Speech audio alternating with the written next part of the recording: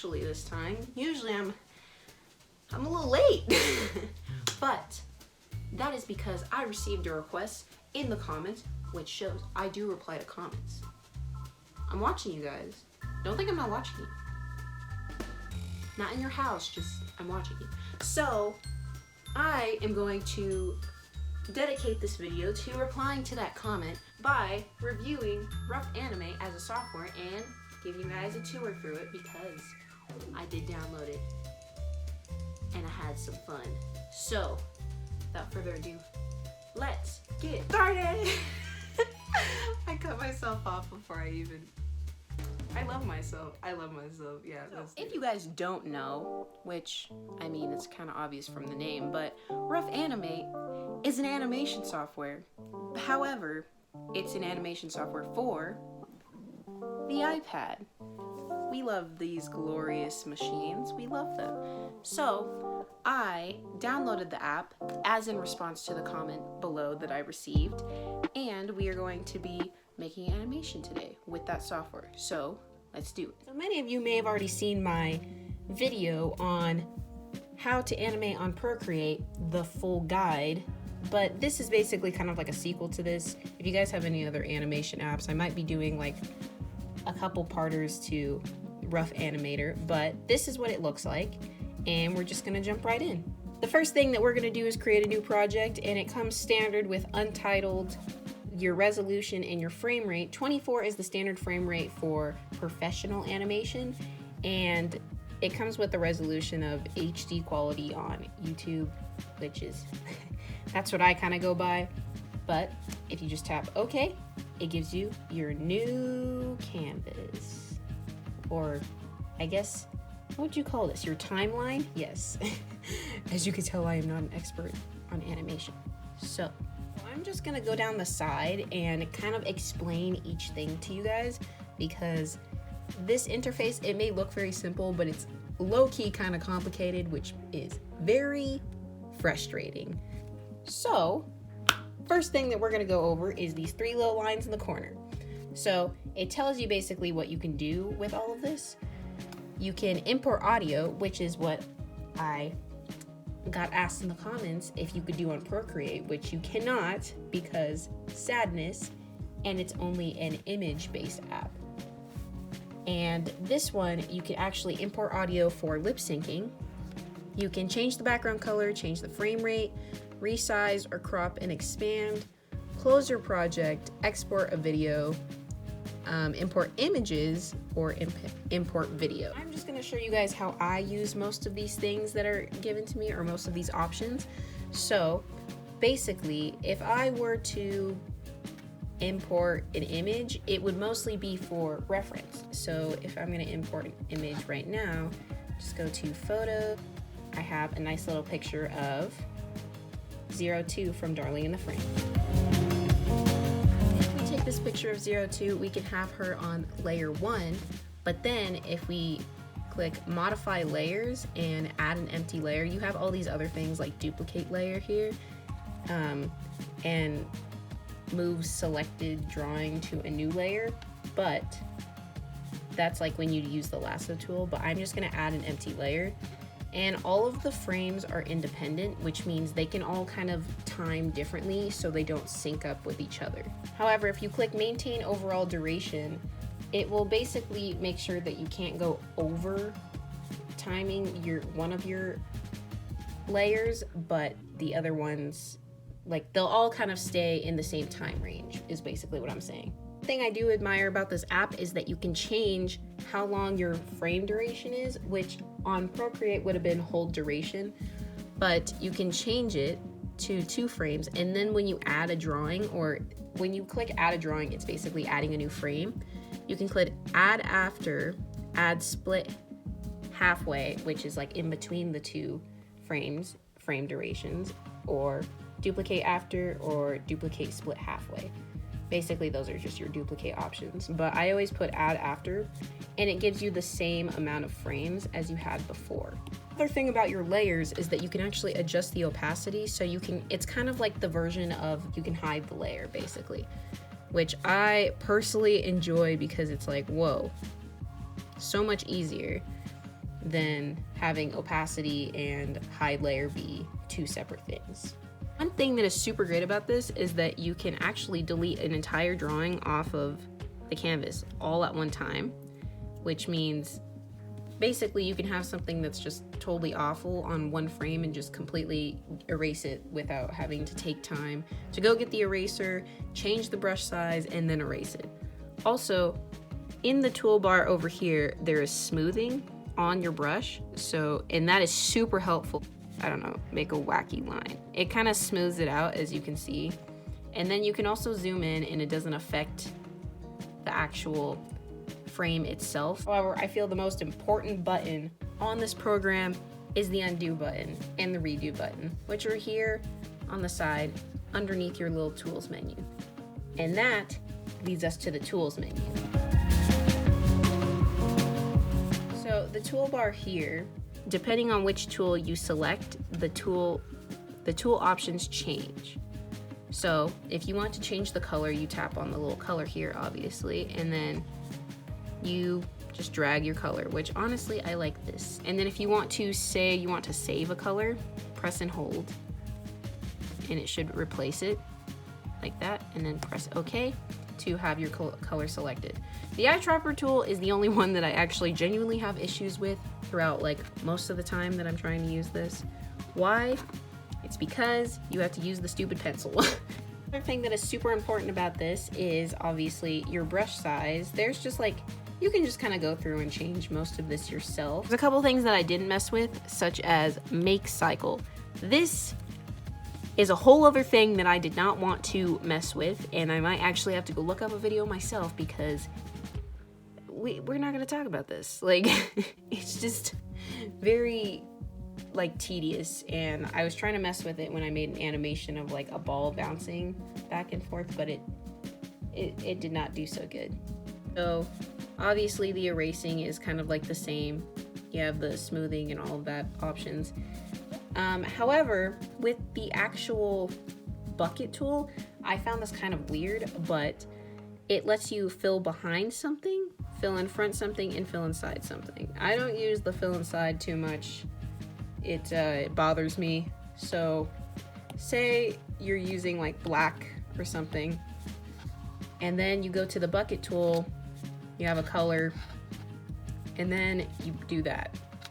And it also lets you expand. So I have mine set to 6 pixels. It was originally set to 2, but I'm basically gonna show you what that kind of does. It leaves that nasty white outline around it, which I do not like at all. But I have mine on 6 pixels so that doesn't happen as often. And so if you click fills behind, it fills behind what you've already previously drawn. But if you click fill in front, it will fill over the thing that you've drawn previously. And then if you click fill inside, it fills what you've already drawn in and just fills that out. We can get to the Lasso Tool. The Lasso Tool is actually kind of like simple on this app. Like there's not really much to it. It lets you move it a little bit. If you click these little things, or the X translate like things when it says it right there. Wow, I'm so freaking brilliant. And then lets you rotate it by small degrees, but you can also just take it and do that. And it tells you over here how much you've rotated it, which is super nice. Then you can like reduce the scale or increase the scale. You can copy, you can paste it, and then you can just move it over. So you can, this will save you like lots of time when you're drawing eyes, or you're just trying to make like the same item over and over again and don't want to keep drawing it. I have the flip horizontal and flip vertical. Last thing about the tools that I would like to address is the fact that you can save brush presets. You can't do that on the lasso or the bucket tool, but you can do it on the brush and the eraser. And it's basically saving what you already have here into like a preset brush so that you don't have to keep adjusting your settings constantly. This little arrow thing here adjusts between the frames so that you don't have to play the whole thing in order to know where you messed up. And then this little bar in the middle just helps you scroll through both of them smoothly. And then if you continue to press this over and over again, it gives you new frames based off of what you already had here. And if you want to see how many like onion skins in advance or behind, you click these buttons up here and you see how it shows you it shows you basically these two in the front. But if you're on this frame, it shows you what's behind. And then if you click it again, it shows you 2 frames behind it. You can also end up turning onion skin off completely, so this would kind of have no purpose. It would just show you moving the frame back and forth. So if you're like, why isn't my onion skin showing up? Try actually pressing the button. So obviously we have a play button here. It plays it at the frame rate that you set. So if I were to do that and then say like I wanted to change all of these layers, like everything was wrong about like the same thing, so I would click this button, edit multiple, and then I have to drag the selection into the box, and then I would just erase on both. It's kind of like selecting 2 different layers when you're in Procreate and kind of deleting something from both of them or transforming both of them. But this is like super helpful. And then after you're done with that, you just click on it and it kind of has its own thing going on. That's just how you get out of it. Don't click it again, because then it's gonna be like, oh, now you want to edit some more? Don't put some more. Don't do it. Take my advice and don't do it. The last thing that I have to go over, I think, is basically just the settings. The settings is just the settings, you know? It just tells you like all your gestures and stuff for the most part. 2-finger tap to undo and 3-finger tap to redo. We like that. That's basically it for the little tour of Rough Animate. So now that I've walked you through that and basically most of the program, make sure to let me know in the comments if I missed anything or if you have any questions, because I will answer them.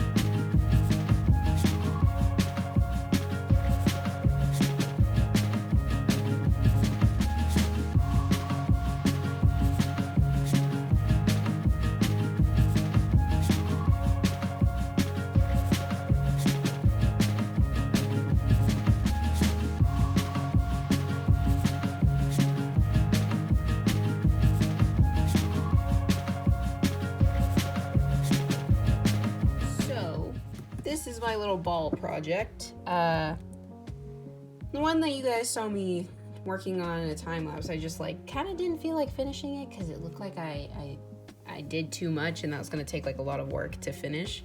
But the program is totally capable of doing stuff like that, but I just did the simple one that you guys can watch.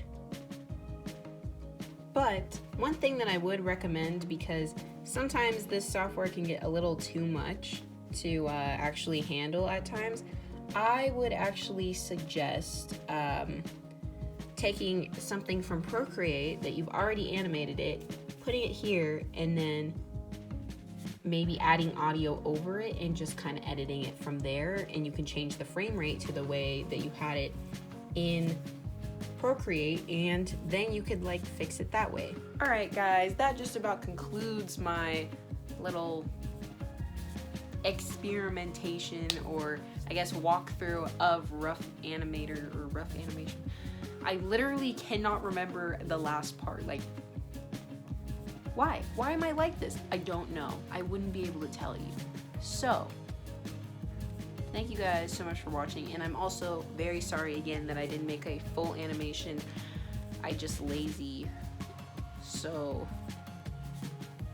sorry about that.